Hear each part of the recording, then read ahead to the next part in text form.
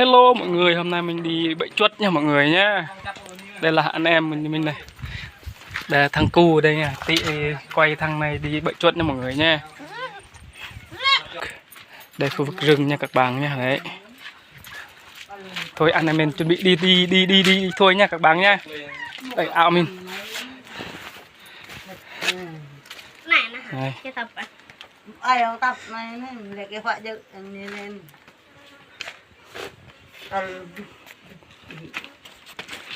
Bộ hai cặp này nè. Đây là cạo của người Jedi của mình nha các bạn nha. Thôi lẹ bẫy đi, chuẩn bị đi bẫy thôi. Nó kìa. Cạo cái gùi. Gùi cái đàn, gặp cái đàn. Nên đẹp cho nó cái chụp là tung mét đâu này. Như loạt đấy. Nên Thôi anh em mình đi đây mọi người nha.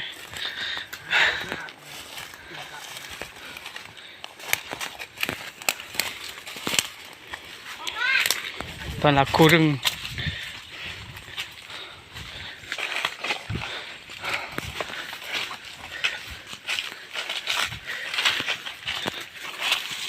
Phải ép bê nhũn tổ mấy.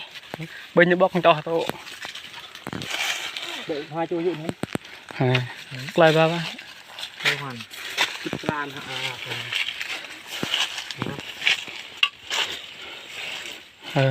Prok đi. Đang đi. rất tán rồi. Nữa ơ.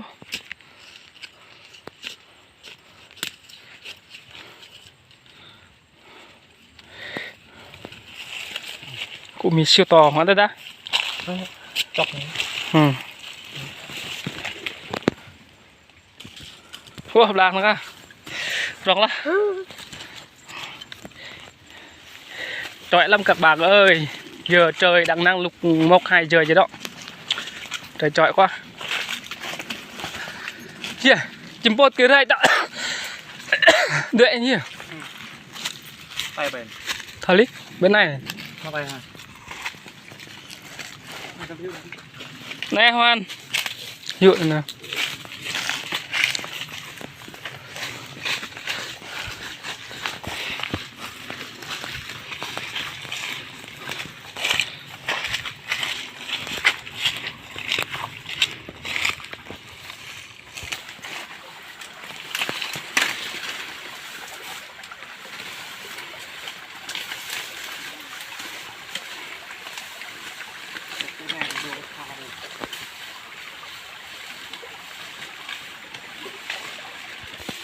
Có chừng đi đường như thế này gặp con rắn chưa to khổng lồ nha. Ăn Hoan nha. Lần trước mình đi bậy cũng như vậy nha mọi người. Rừng rạp như vậy này. Rồi, cái cối thế này mình có gặp một con rắn siêu to luôn. Đấy.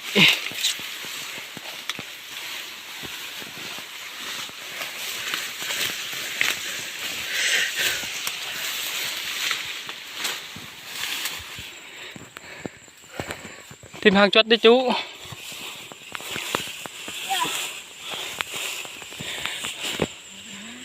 Bố mến. Không có luôn các bạn ạ. Chỗ này cây có tùm luôn mọi người ơi. Đầu cũ thôi mà. Chói à.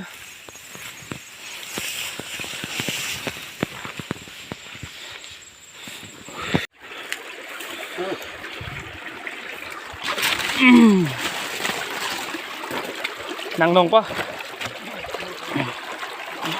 Wow.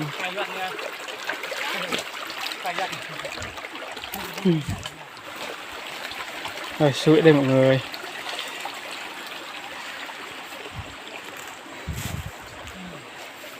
Lúc đây thì mình tìm chỗ đây nha mọi người nha, không có hàng chuột nha mọi người nha. Giờ mình tiếp tục ra ngoài người ta trồng cây mi á mọi người nha. Thì như chỗ bữa trước thì chỗ đó thì cứ rất nhiều chuột luôn. Mọi người hãy theo dõi mình nhé.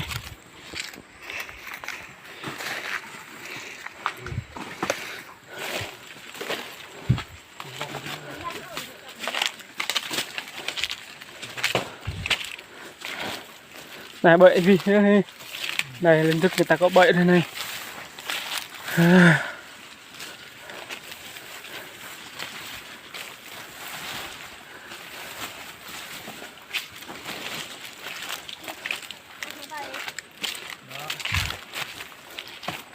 Thấy chưa? Ui đây này. Đấy, thấy chưa? Chắc may là Jin có đây là Jin còn chưa to luôn này. Nó ăn chưa các bang đấy.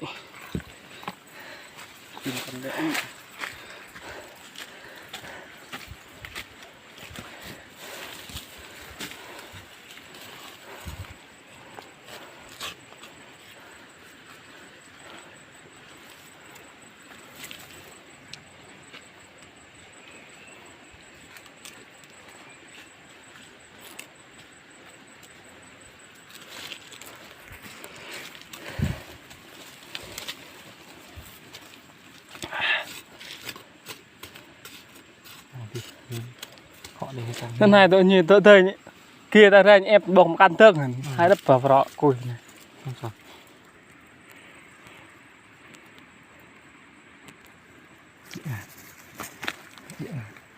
Thích càng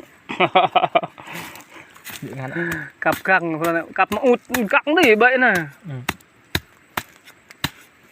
Bậy chắc mới đây tôi bị đạo để ăn thua vật địa.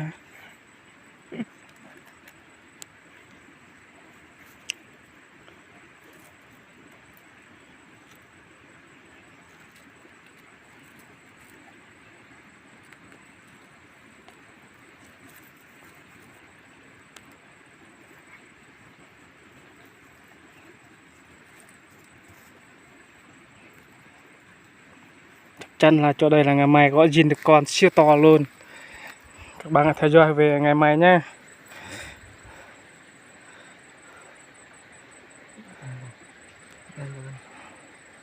Rồi vậy xong rồi. Vậy xong chưa? Rồi. Về như cái bắt đầu. Ăn này là bậy chuột hai nhất này. Trong nhóm của mình nha mọi người nha. Nhìn nó nho thôi, bật thì bậy thì rất hay luôn. Tị có chừng mà trung cái tay mà nha.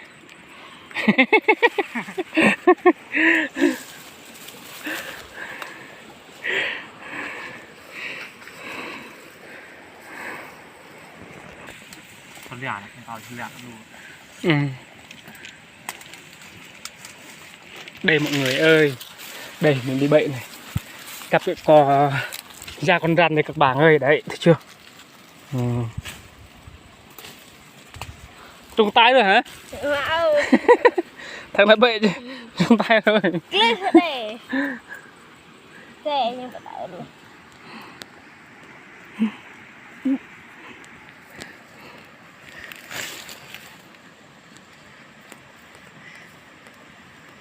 Đấy, nhìn thấy chưa? Rồi chưa? Đấy.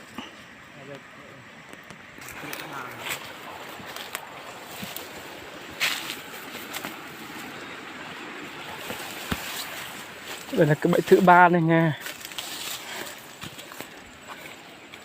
Được 3 con rồi. Mai được nhìn được 3 con rồi. Đây bữa trước nó có ăn nha mọi người đây. Cái ăn lâu rồi nó giờ thì nó chạy khỏi đèn ăn này.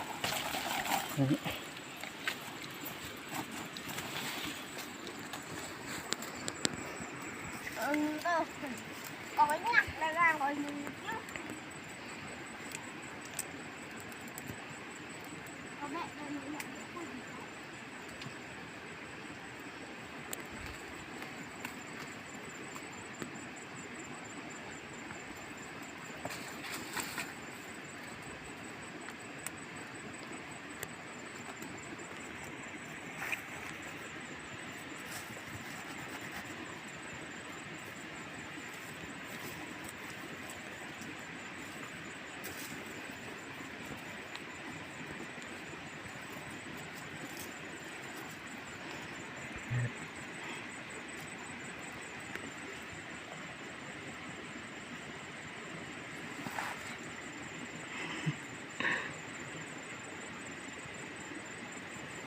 Rồi xong tiếp tục đi tìm nữa.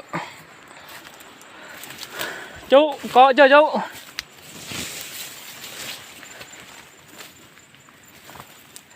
Thì chuột nó hay ăn thế này mọi người. Đây này, đây. Nó hay ăn cây mi thôi, đây thì ăn lâu rồi này. Này bên bẫy ở bên này anh nhé, dạy như bẫy thôi.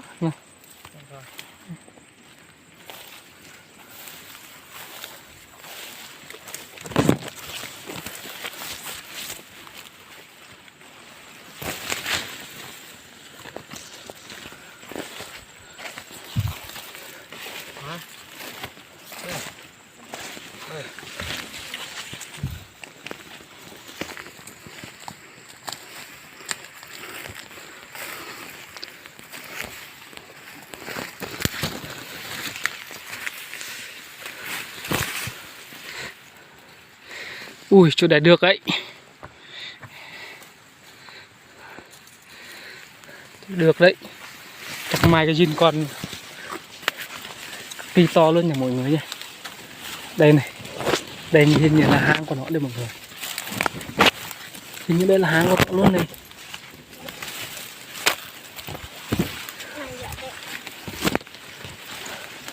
Dạ ông bậy này. Con thì dạ bẹ, dạ có bẹ dạ đường thì bậy dạ. Dạ thôi. Đủ, chỗ đây thì chút ăn rất nhiều luôn các bạn ơi. Hoan. Bạn này mỹ nổi nhiệt độ tổng đảng đi.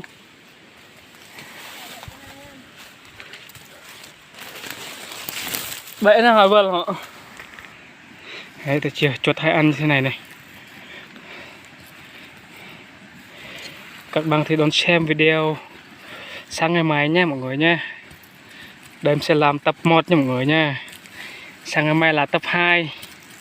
Mọi người theo dõi với anh em mình thành quả ngày mai như thế nào nha mọi người nhé. Cu nên như vậy thì vậy chuột rất giỏi luôn. Buổi sáng nó cũng đi lại đi tìm chuột là đi tìm bẫy chuột là 2 đến 3 con.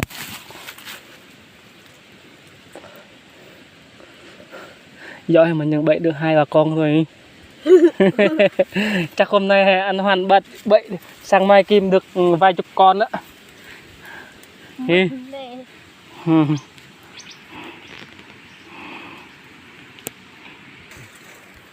Thật sự thì chỗ đây thì rất nhiều chuột luôn các bạn ơi.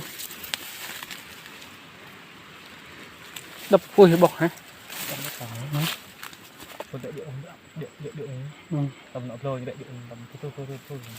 Bẫy mình nhiều lắm các bạn ạ, mỗi chục cái luôn, 30-40 cái chứ đó.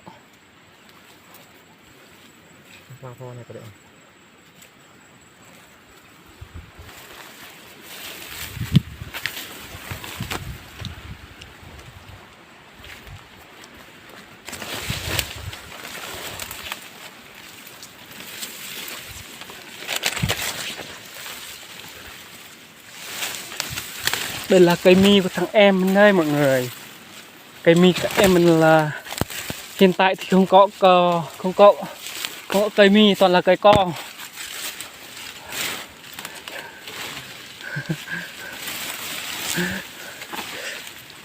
Đây này.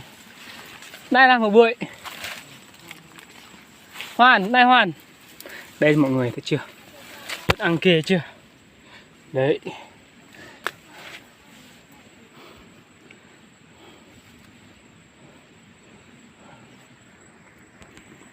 Chỗ đây thì ngày mai thì chắc chắn phải zin con cực kỳ to luôn này mọi người.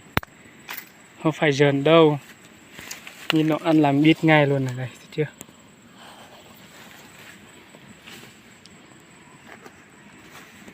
Ghét đĩa gặm nhỉ? Đây một cái bẫy này. Chỗ đây một cái bẫy này này. Bẫy sạc gần nhau luôn. Ngày mai xem là ai trung nha mọi người nha.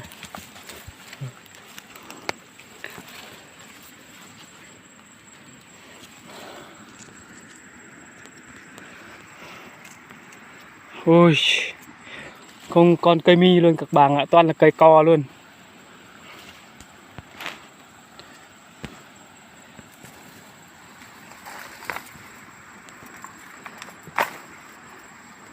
quá các bạn ơi. Đấy, hoa đẹp đây mọi người.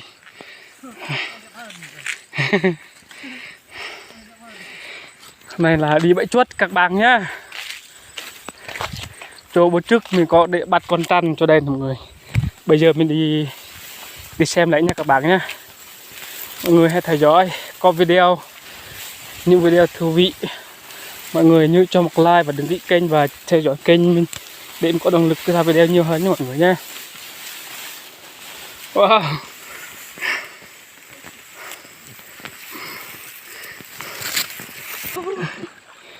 Cái râu con gì đây mọi người? Đây. Xin quét con đi.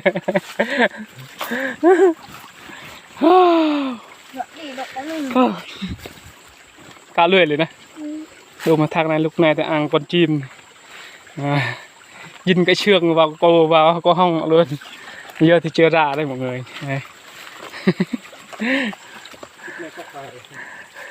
Lúc này ăn vội quá mà sợ người ta ăn hết nha mọi người ạ.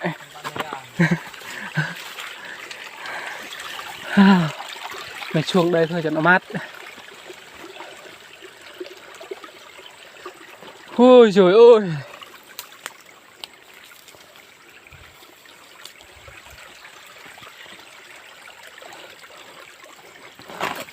Ôi trời ơi.